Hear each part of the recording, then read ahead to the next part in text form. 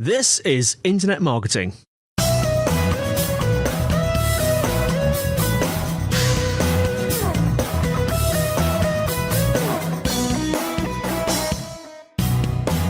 Brought to you by Site Visibility at sitevisibility.co.uk. This is Internet Marketing. Now, before we start, a little bit of shameless self-promotion because Site Visibility has recently published the Ultimate Content Promotion Guide. It's their most comprehensive guide to date, and in it they break down all the content marketing promotion tactics, tricks and tools you'll ever need to help you achieve content marketing success. You can download the guide plus a handy printable content promotion checklist for free by going to bit.ly, that's bit.ly/ultimate-content or ultimate-content, whichever you prefer. Dashes and hyphens are quite similar, I always think. Now today I'm joined by Steve Gordon, author and founder of The Unstoppable CEO. Steve, how are you? I'm fantastic, Andy. How are you? I'm very well, and thank you so much for coming on the show. Where are you geographically located? I am in Tallahassee, Florida, the north end of Florida, the non-tropical part. The non-tropical? Is it really non-tropical? Because it's not that far from top to bottom, is it? It's about 400 miles top to bottom. The part everybody thinks of are white sand beaches and palm trees. We have clay hills and pine trees here. Oh, okay. So, interesting. Yeah, you forget how. Yeah, it's easy to forget actually how big the US is. I think if you superimpose the UK onto it, it would go in, well, hundreds of times probably, wouldn't it? Yes. Okay. And so, is it quite grey there at the moment then, and a bit nippy? It is. We just had a heck of a thunderstorm here, so knocked out our power. I'm glad we're back online. You see, in April in the UK, we have April showers. It sounds like you have electric storms and thunderstorms. Yeah, we do. Okay, right. Less of the weather. Let's start off as usual. Tell us a little bit about yourself and the Unstoppable CEO. Yeah, absolutely. So the Unstoppable CEO is actually my second business. I have a background in a really tiny discipline of engineering called geomatics, which has to do with mapping the earth and measuring it and all this kind of really arcane technical stuff that most people don't care about. Yeah. And I got out of college. I was the 10th employee at a firm that did that, and kind of got taken under the wing of the founder of that firm. And after about 4 years, he asked me to take over for him as CEO and ultimately buy the business. And it was just a fantastic learning experience and a fantastic opportunity, but I had no idea what I was doing at the time. It was baptism by fire for sure. Yeah. So I really started running a business, early on at the age of 28, and didn't know anything about sales and marketing at that point. I came from a technical background, and so all of a sudden I had to go figure out how do we grow this business. How do we get clients? And so we were able to, successfully grow that business for the next 10 or 12 years. And then I decided that I really had a love for marketing, and I loved working with professional services businesses like the one that I had owned, and help them solve that problem, because most of them, frankly, aren't very good at that. People in professions go to school because they're very interested in what it is that they're going to be doing with their clients. And then they get out and there's this harsh reality that, oh, wait, before we get a client, we actually have to sell them so that we can pay ourselves and pay our team and all that stuff. So, so I've spent the last 8 years, or 9 years now, really focused on working with service-based businesses and help them build systems to market and sell so they don't have to spend all their time on business development. Now, service-based businesses, because you mentioned that's your main sort of target area. And what I wanted to talk today about was some ways to overcome the biggest challenges in sort of growing clients or attracting clients when you're a service-based business. So I wonder if you could talk about that today. And I know that one of the big areas that you talk about is focusing around who the ideal client is. Tell us a little bit about that. Yeah. So when people go and they start a business, their idea of an ideal client has two qualities. They have a heartbeat and a wallet. Yeah. And if they meet those criteria, they're a good potential client. And in the early stages, you sort of have to take whoever comes along because you need to get off the ground and make the business viable. But sometimes that habit sticks with the business for too long. And what we've observed in our clients is when they come to us and we begin working with them, we force them to narrow down into focus. And just that simple act of focusing does two really interesting things. First, it dramatically speeds up their progress. And the second thing that it does, which to me is the most interesting, is that all of a sudden, because we've gotten really specific about the type of client that they want to work with, before they would look around the world and in their market, and it would be very difficult for them to see opportunities to connect with potential clients. Now, once they focus in, they see those opportunities everywhere. It's all of a sudden like the veil is pulled back, and suddenly they can see what was right there in front of their face before. But without that focus, they just couldn't see it. You mentioned there that that it's sort of forcing them to focus, like speeds up their progress. Do you know why that is? What's the mechanism going on there? It really is the fact that you can begin to stop doing an awful lot of things that are wasted energy. And so when you're trying to attract anyone and everyone, your marketing message is going to be very bland, and it's not going to speak really to anyone specifically. And so the minute that you begin to focus your marketing message in on exactly one type of ideal client, you speak directly to the problems that they're facing and the consequences of those problems and the solutions to those problems, all of a sudden they begin to sit up and take notice. And so instead of just sort of going out to the marketplace and having a message that everyone is ignoring, you now have a very focused message that a few people are really paying attention to. And so I think that's part of it. And I think the other part is it just cuts out all the waste, and so for a lot of businesses, they'll spend their time doing very laborious sort of manual things to attract clients. They'll go to networking events and they'll try and be visible, on charities or in the community. And when you do that without any sort of focus, then you feel as though you need to be everywhere. There's no discernment around, is this the right place for me to be? It's a lot of guesswork. As soon as you focus, you can quickly say no to an awful lot of things and only do the things that really are going to get you in front of the right people. And so your progress naturally speeds up. Yeah, so it's a focusing in, isn't it? Absolutely. You mentioned demand there, and I wanted to talk about that as well, because it's important, isn't it, to sort of understand the demand for your service, how it works effectively. I think demand is everything. And I don't think most businesses pay enough attention to it. The typical cycle in a service business is that once you sort of get off the ground and get going and you build up a client base, now you're really busy working with clients, and you tend to do business development very sporadically. So you'll do some business development, you'll fill in whatever gaps you have in your client load, and then you'll get busy working on those projects and those engagements, and you'll ignore business development for as long as you're busy.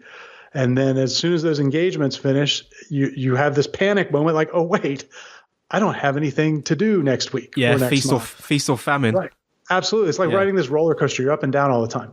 And it's because there's no focus on constantly creating new demand for the business. That can never stop. And you really have to get of the mindset that that's the number one role in the business. And the client service work, while extremely important, is secondary, because the business is not sustainable if you're not continuing to create demand over time.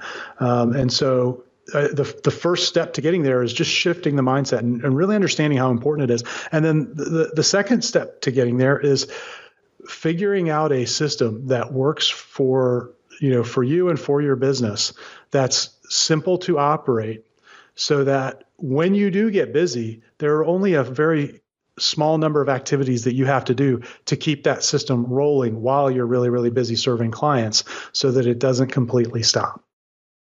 I also wanted to talk about relationships, because the relationships with your potential clients and I guess existing clients as well, but more so the potential ones, is very important. How does that work in the context of building sort of attracting clients for a service-based business?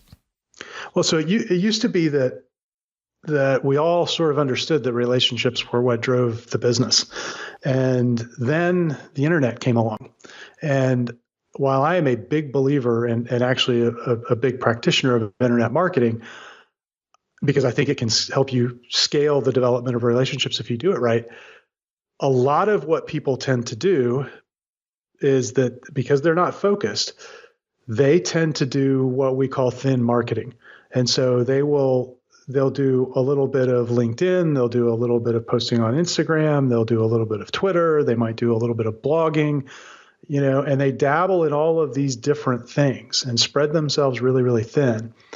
And as they do that, yes, they're making connections with people in each of those areas, but they're never really focusing on how do I take this relationship that I might open on Twitter or I might open through my email marketing, and then how do I step by step take that down a path so that it turns into an actual real human to human relationship instead of just a follower or somebody who clicks like or something like that. Yeah. And so I think we need to come back to this idea of relationships being paramount and then selectively decide how do we build the technology in that's so advantageous now, how do we build that into this process of building relationships? One of the ways that we think is just off the charts effective for doing this is using podcasts. Yeah. With a podcast like this, I mean, by the end of our time together, we're going to know a little bit more about one another.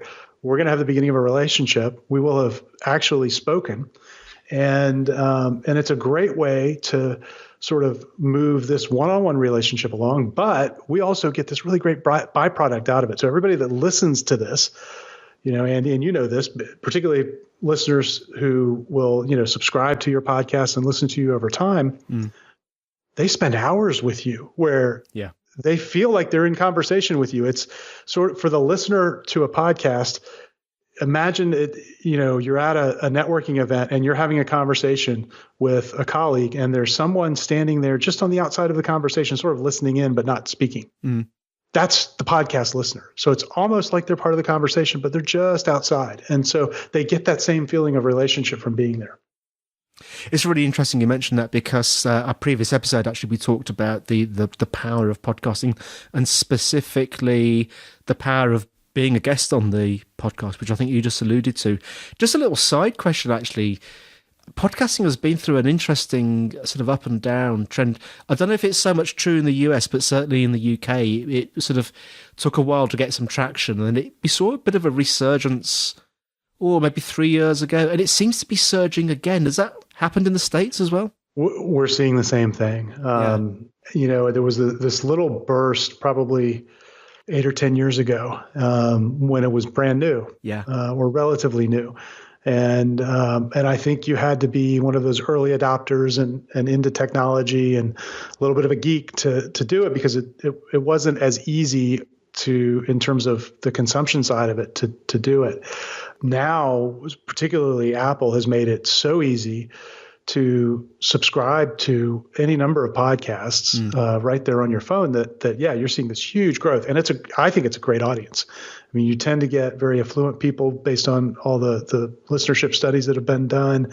And I know for us, both our own podcasts, because we host one ourselves, and appearing on others have just been a tremendous source of new business, both from people that we have interviewed on our podcast that I've built relationship with who have then either become client or have become really great referral sources for us. Yeah. But also through people who have listened, whether they hear me on a podcast like this, or I had one prospect tell me on a sales call that he had gone on a business trip in his car. It was about a 4-hour drive each way. So he spent 8 or 10 hours in the car and listened to me the whole way. Yeah. How else could you spend that time with a prospective client? Yeah. Yeah. It's permission to be in their ears, isn't it? For 20 minutes or 4 hours or whatever. Yeah. They're anxious for you to be there. They've chosen you. Yeah. It is incredibly powerful. So we've mentioned demand for services, keeping that demand up. We've mentioned building relationships. Follow-up, because I know that's a really big area as well, following up. What are your thoughts on follow-up? Well, so I think most businesses need to think about follow-up in two ways. And the first way is to have what I call a default move. Any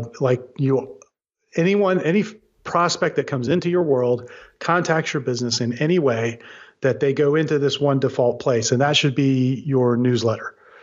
Whether it's a newsletter or you do a podcast and you email out, every new episode, however you do it, you need to have that default place that they always go, because the biggest crime in most businesses is that they have leads come in, and if the leads don't do business with them right away, they're forgotten.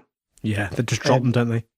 Absolutely. They just forget about it because they're on to the next one, and they don't have this sort of default move where they say, okay, new lead comes in, they go over here automatically.